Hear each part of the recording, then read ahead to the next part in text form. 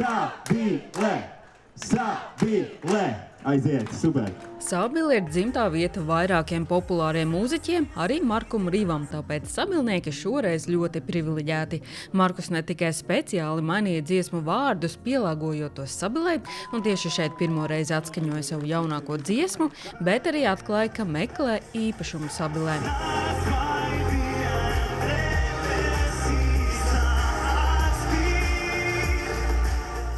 Tas bija joks vai īsti? Tas ir pus pa jokam. Es neesmu, protams, vēl tik bagāts, lai es uzreiz kaut kā varētu atnākt, nolikt maisu un dodiet man šo namu.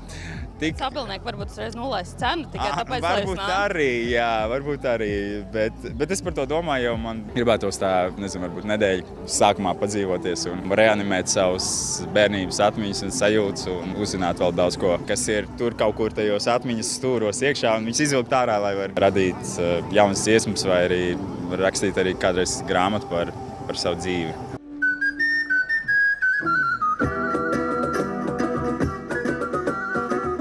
Tālākie viesi šoreiz atbraukuši no senākās vīna darīšanas valsts pasaulē, saulainās Gruzijas, bet tikmēr svētku viesi steidz izbaudīt vietējo vīnu dažādību un pastiprināt izrādi interesi par Latvijā ražoto vīnu, kas nu pat ieguvis prestižās Dekanter pasaules vīnu balvas bronzas godalgu. Nedēļas sākumā bija palicis vien 200 pudeļu. Vai sabilnieki un Sabiles vīnu svētku viesi to daudz un patukšo vēl krietni vairāk? Jā, mums, protams, šim vīnam ir arī nav pat lētākā cena, ja tas varbūt arī kādu cilvēku attur no pirkuma, bet kopumā mums ir strauji rūk krājumi, līdz ar to es domāju, ka šīs ir pēdējās varbūt dažas nedēļas, un tad arī šī iespēja iegādāties šo vīnu būs beigusies. Jā. Visu šo gadu garumā mēs audzējot un strādājot, un mēs esam saskārušies arī ļoti daudz skepsis. Mēs paši sev neticam. Es domāju, vai tad Latvijā kaut ko var uztaisīt forši, vai tas jau nav tāpat kā Francijā, vai tur un tā tālāk. Un tagad tev kāds no ārzemēm pasaka, bet šis jums tur ir foršs vīns, tad visi skrien pēkšņi klāt un skatās, un jā, tiešām, es maz nebiju iedomājies. Jā. Vīna svētkos unikāla vienas dienas izstāde, kurā apskatāmi 27 sabilnieku hobiji, tik dažādi un pārsteidzoši. To vidū arī Andas Bērziņas mājas vīns. Viņa bijusi klātesoša pirmo vīna svētku tapšanā un pēc Vīna kalna dārznieka aiziešanas mūžībā kādu laiku turpinājusi par to rūpēties. Un tad es mācījos vīnu taisīt, tas bija kaut kas vienreizējs.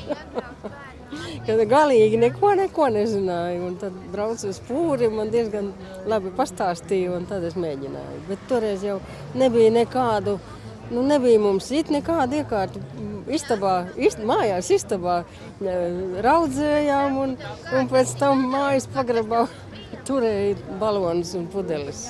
Tikmēr citu vietējo vīndaru vīns šogad kļuva par daļu no unikālas audiāli gastronomiskas performances.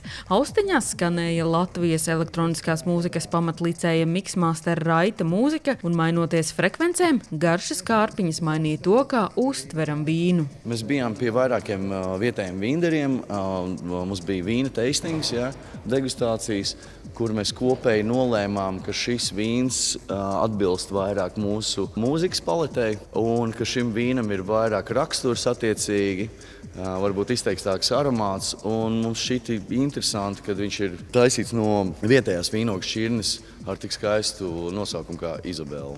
Tā ir pasaules līmeņa šefpavāra Hestona Blumentāla teorija, ka pie augstām frekvencēm vīns kļūst vasarīgi viegls, bet pie zemām tas šķiet miesīgāks un pilnīgāks. Man ļoti patīk elektroniskā mūzika kā tāda, un man tiešām ļoti patīk kombinācijā vēl ar vīnu. Ideāli. Godīgi sakot, es atnācu tikai mūzikas dēļ.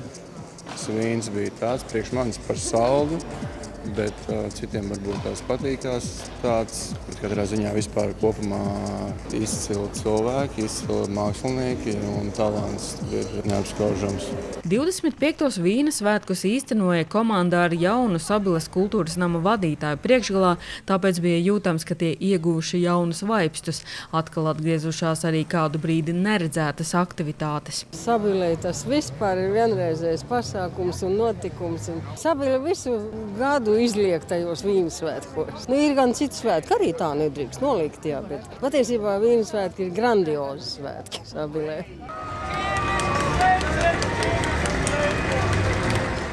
un svētki tradicionāli kulmināciju sasniedz teatralizētajā gājienā, koši, kolorīti un oriģināli, un šoreiz sabilnieki atraktīvi apspēlēja arī Sabiles kailgliemežu tēmu, kas nav gājuši secen arī vasaras Vīna galvaspilsētē. Sanita Liepiņa, Terēza Matisone, TV9 Pakalne.